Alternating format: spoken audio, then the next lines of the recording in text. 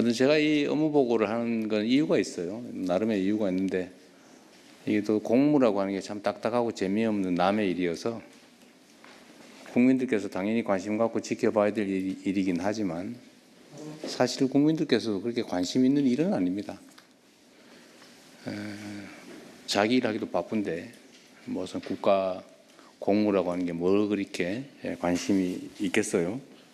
그러나 또 관심 갖지 않으면 또 문제가 생기는 일이기도 한데 제가 업무 보고라고 하는 형식으로 좀 재미있게 우리 국민들께서 관심 가지시라고 하다 보니까 뭐 대통령이 참 경박하게 저렇게 장난스럽게 하냐, 권위도 없다, 뭐 품격도 없다, 뭐 이런 비난도 있기도 합니다.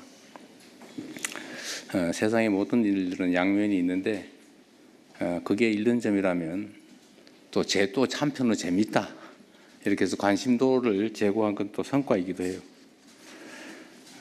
그리고 제가 이 업무 보고를 하는 이유는 이제 대외적으로는 국정이라고 하는 게 어떻게 진행이 되는지 우리 국정의 주체인 우리 국민들께 보여드리는 거죠. 우리는 본질적으로 대리인, 과거식으로 표현하면 머슴이죠, 머슴.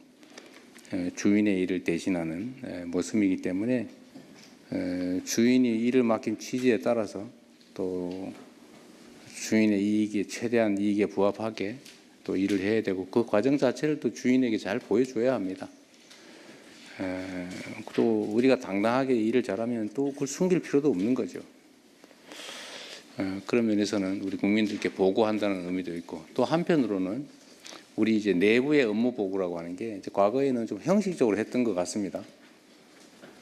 그러나 저는 그런 방식으로 그러니까 적당히 일 처리를 한다든지 또는 뭐 최고 책임자 또는 조직의 최종 책임자들이 그 자리에서 얻게 되는 권위 또 명예 이 혜택만 누리고 그 자리가 가지고 있는 본질적인 책임이나 역할을 제대로 안 하는 건 제가 그냥 눈 뜨고 못 봐주겠어요. 어떤 조직의 책임자 또는 어떤 조직의 일을 맡아 하는 사람들이 어떤 태도와 어떤 마음으로 얼마나 성실하게 하느냐가 사실 거의 운명을 좌우합니다. 똑같은 장소에서 똑같은 종류의 영업을 시작한 경우에도 흥하는 가게가 있고 망하는 가게가 있거든요.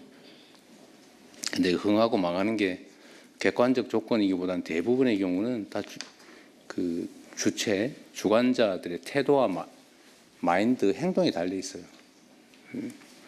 특히 세상 많은 사람들에게 영향을 미치는 공무, 이런 공직이라고 하는 건 더더욱 그렇습니다.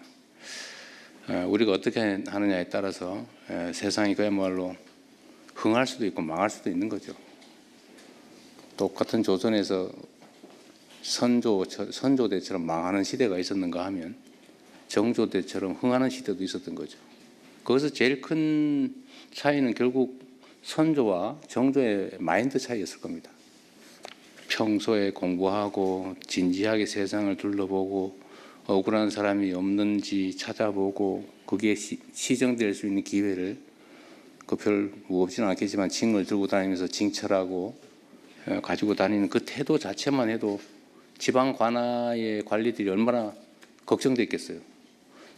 자기 고을에 있는 주민이 혹시 징체 들고 한번 쳐버리면 자기 인생이 망가지잖아요.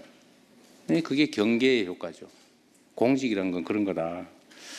그래서 우리 내부적으로 업무 보고라고 하는 것도 그냥 형식적인 게 아니라 정말로 각 단위의 책임자들이 자기 역할을 제대로 인지하고 그 역할을 제대로 수행하고 있는지를 보는 거예요.